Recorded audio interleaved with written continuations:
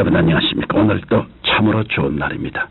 성령이 충만하시기 바랍니다. 저 오늘 풍파라는 제목으로 여러분과 함께 은혜를 나누고자 합니다. 본문 말씀은 신약 성경 누가복음 8장 26절로 39절입니다. 갈릴리 맞은편 그라사인의 땅에 이르러 육지에 내리시매 그 도시 사람으로서 귀신 들린 자 하나가 예수를 만나니 이 사람은 오래 옷을 입지 아니하며 집에 거하지도 아니하고 무덤 사이에 거하는 자라. 인생을 살면서 크고 작은 풍파를 만나지 않은 사람은 아무도 없을 것입니다. 성경 욥기 5장 7절에 인생은 고난을 위하여 났다고 했으며 이사야 48장 10절에는 우리 삶을 고난의 풀무로 비유하고 있습니다. 이 풍파는 누구에게나 어느 때나 예고 없이 찾아와 인간을 고통 속에 몰아넣습니다. 이 풍파에 휩싸인 그라사 지방의 한 가정을 살펴보겠습니다. 그라사 지방에 평범하게 살아가는 한 가정이 있었습니다.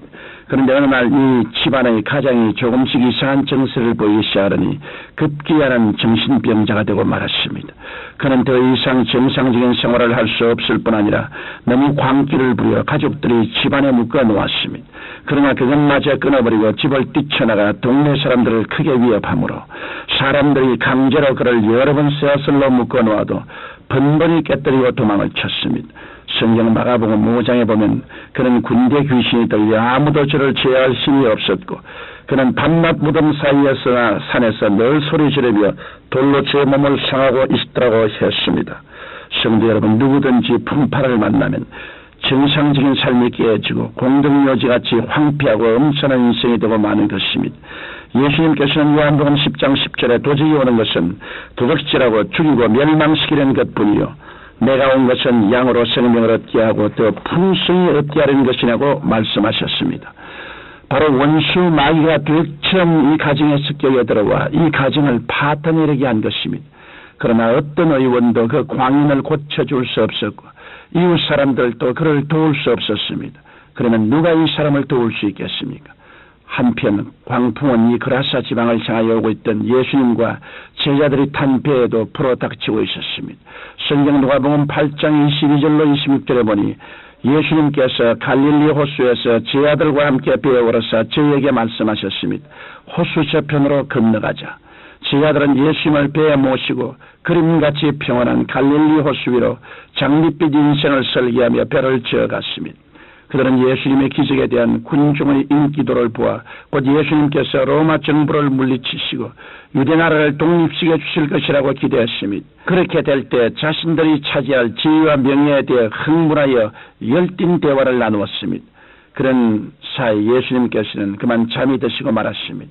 그런데 갑자기 광풍이 호수에 불어닥쳤습니다. 본문 23절에 보면 행선할 때 예수께서 잠이 드셨더니 마침 광풍이 호수로 내리치매 배에 물이 가득하게 되어 위태한지라고 말씀하고 있습니다. 배는 호수 한가운데서 나무잎처럼 요동하는데 즉시라도 모두 호수에 빠져 죽을 것 같았습니다. 제자들은 기겁을 했고 그들이 설계한 장밋빛 꿈은 일순간에 물거품이 되고 말았습니다. 우리 인생도 이와 같습니다. 세상의 부귀영화 공명이 극에 달했다 해도 그의 삶에 예수님이 계시지 않으면 그 인생은 다만 한순간의 허무한 꿈에 불과한 것입니다. 제자들은 그제야 잠드신 예수님을 깨우며 주여 주여 우리가 죽겠나이다라고 부르짖었습니다. 이에 예수님께서 잠을 깨사 바람과 물결을 꾸짖으셨습니다. 그러자 순식간에 바람과 물결이 잔잔해지고 말았습니다. 성도 여러분, 하늘과 땅을 지으신 예수님께서 말씀 한마디를 하시니 즉시로 초자연적인 역사가 일어났던 것입니다. 그러나 우리가 예수님을 주무시게 하고 세상 영화의 눈이 어두워지면 광풍이 덮치고 마는 것입니다.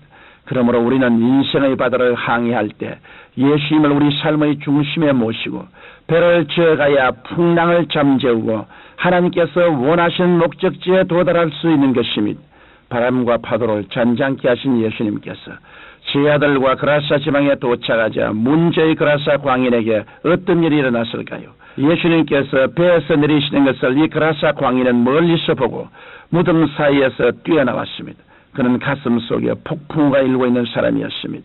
이 세상을 살아가는 인간의 가슴 속에도 정력과 공포와 불안의 폭풍우가 수시로 몰아칩니다.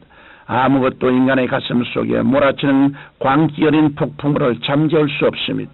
아무리 좋은 정치 제도법을 만들어 보아도 소용없습니다. 그래서 이 사회가 타락하고 교훈이 추락하고 믿음이 식어가는 것입니다. 이 고라사인이 광풍에 휩싸여 파멸해가고 있을 때 그 누구도 이 사람을 찾아주지 않았습니다. 그러나 오직 한 분 예수님께서는 버림받은 광인을 찾아주신 것입니다. 그 광인은 예수님을 보고 부르시며 그 앞에 엎드렸습니다. 예수님께서는 그 사람 속에 있는 더러운 귀신을 명하여 나오라고 하셨습니다. 그러자 본문 28절 이하에 보면 그 강인은 자신의 말이 아닌 귀신의 말로 외치고 있습니다. 지극히 높으신 하나님의 아들 예수여, 나와 당신과 무슨 상관이 있나이까? 때가 이르기 전에 우리를 괴롭게 하려고 여기 오셨나이까? 만일 우리를 쫓아내실진데 돼지떼에 들어 보내소서하며 강청했습니다. 이에 예수님께서 허락하시니 귀신들이 돼지떼에 들어갔습니다. 그러자 산에서 먹고 있던 2000여 마리 돼지떼들이 갑자기 광풍에 휩싸여 비탈로 내리더라 갈릴리 호수에 빠져 몰사하고 말았던 것입니다. 이제 고라사인은 자유인이 되었습니다. 그리고 그는 온 성내를 다니며 예수님께서 자기를 고쳐주신 일을 전했습니다. 예수님께서는 우리에게 참된 생명과 자유함을 주시려고 오셨습니다. 예수님께서는 가난한 자에게 복된 소식을, 포로된 자에게 자유를, 눈먼 자에게 다시 보게 함을 전파하며 눌린 자를 자유케 하시기 위해 우리 대신 십자가에 못 박여 돌아가신 것입니다. 여러분, 고라사의 광인이 어떻게 새 인생을 맞이했습니까? 갈릴리 호수에서 풍파를 만난 제자들이 어떻게 살아날 수 있었습니까? 인생 문제의 근본적인 해답은 바로 우리 주 예수님이십니다. 지금 이 시간에도 예수님께서는 수고하고 무거운 짐진 자들아 다 내게로 오라. 내가 너희를 쉬게 하리라고 말씀하고 계십니다. 세상 풍랑에 피곤하고 지친 사람들은 모두 주님 앞으로 나오십시오. 예수님 앞에 나와 죄를 회개하고 예수님을 삶의 중심에 모셔드리십시오. 아직도 세상 단꿈에 취하여 예수님을 주무시게 한 사람이 있다면 회개하고 즉시 예수님을 깨우셔야만 하는 것입니다. 사랑하는 성도 여러분, 우리는 예수님을 떠나서는 아무것도 할 수 없습니다.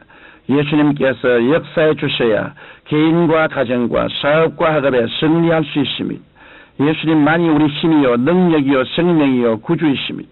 그러므로 오늘 우리 사회 전반에 일고 있는 광기 어린 풍파를 주님께서 잠잠케 해주시도록 기도해야 하겠습니다. 그리하여 한반도 전역에 성령의 새바람이 불어와서 하나님의 평화가 넘치는 나라를 이루게 할 것입니다.